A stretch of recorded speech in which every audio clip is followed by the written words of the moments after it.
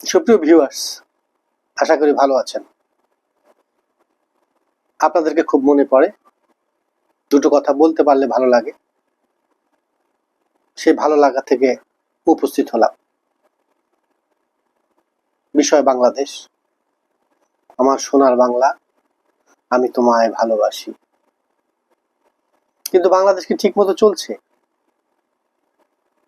কোথায় যেন একটা অমানিসার অন্ধকার বাংলাদেশের চলার গতিকে থামিয়ে দিতে চায়।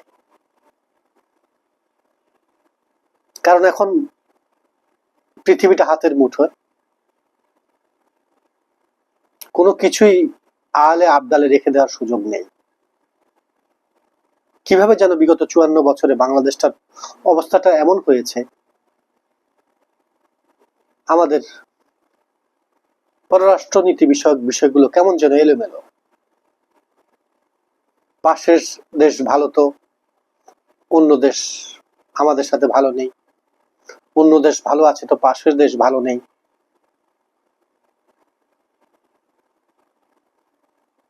গত কয়েকদিন আগে একজন পররাষ্ট্রনীতি বিষয়ক বোদ্ধা বলছিলেন এরকম ভাবে, বাংলাদেশের পররাষ্ট্রনীতি যেন পরনির্ভরশীলতার এক করুণ মহাকাব্য।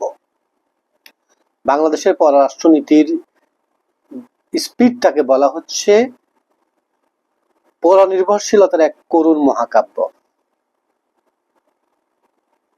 এটা সে সম্ভবত ১৯৭১ সাল থেকে শুরু হয়েছে, যেটা এদেশের মানুষ নিজস্ব পররাষ্ট্রনীতি নিয়ে এদেশের কোন সরকার দেশকে চালাতে পেরেছে কিনা আল্লাহই ভালো জানে।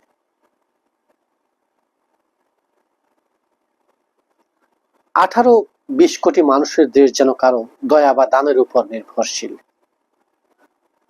অথচ এই দেশের মানুষগুলো পৃথিবীতে একমাত্র জাতি যারা ভাষার জন্য জীবন দিয়েছে।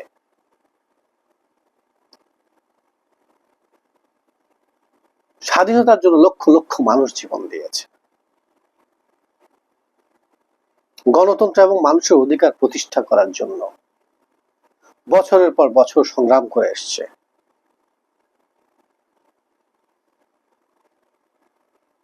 জীবন দিচ্ছে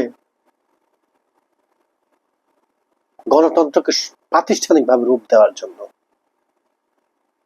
কিন্তু কোথায় যেন আমরা খেই হারিয়ে ফেলি। এর অবসান কখন কিভাবে হবে সেই প্রত্যাশায় আপনাদেরকে শুভরাত্রি। চ্যানেলটি সাবস্ক্রাইব করে লাইক, কমেন্ট এবং শেয়ারের মাধ্যমে আমার সাথে থাকুন। শুভরাত্রি।